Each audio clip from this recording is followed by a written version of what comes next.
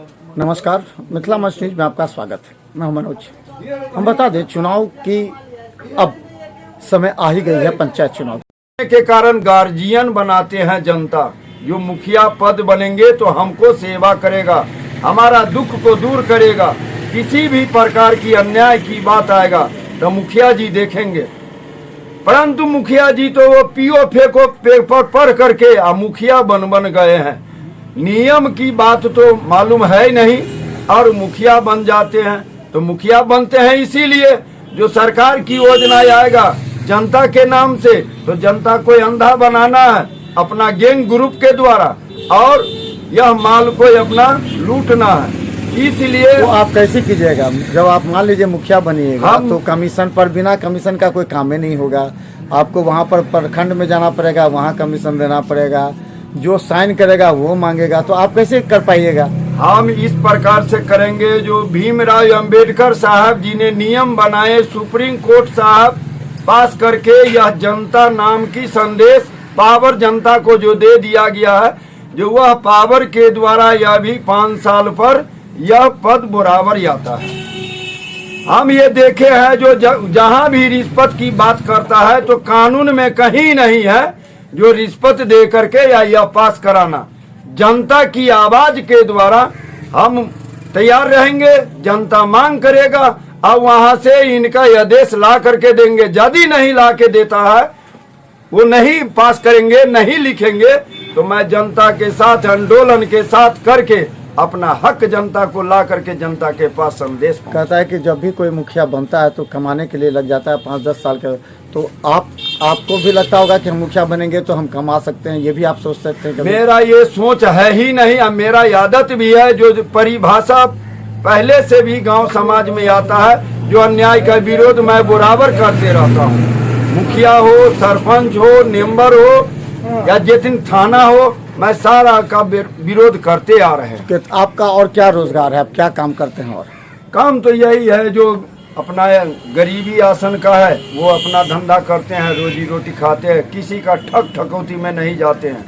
मैंने ईमानदारी से आप जनता का सेवा करना चाहते हैं चुनाव जीतने के बाद?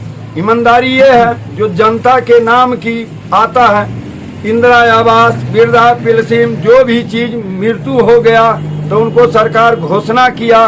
ये सारी में जो घूस लेकर के जो करता है, मैं वह घूस लगने नहीं दूंगा।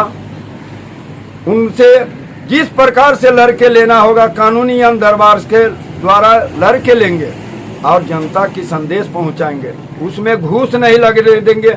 आज़ादी की लाभ जनता को दिलाएंगे। अच्छा, एक चीज़ और है कि अब तो आप सक्षम है, ये आपके हाथ में डफली है, क्या है, कौन सा आप इसे लोगों को लुभाते हैं, लोगों को आकर्षित करेंगे या मुखिया के खिलाफ बोलते हैं? बताइए। ब्रिटिश सरकार जी गुलाम बना के जनता को रखे हुआ था। बड़ी मुश्किल से महात्मा गांधी और भारत की वीर लोग सब छुट्टी करवाया और महात्मा गांधी जी संदेश जो दिया, जो झंडा में तिरंगा है उसी में सारा कानून है। वो कानून के द्वारा जनता को गाना महात्मा जी गांधी जी गा करके दिए थे। सुनो सुनो हो जनता भाई, जरा ध्यान से सुनी हो, नियम छूट जाएगा तो झूलते रहियो। नियम छूटा था, झूल रहा था, दर दर ठोकर खाता है। संविधान में नियम बना है, जनता बर का मालिक है। खो गया जनता, खो गया कानून, संविधान की बातें मरना नियम छूट जाएगा तो झूलते रहियो। समय आया है, पद देने के बाद जनता को गुलाम बना के मुखिया सरपंच रखता है।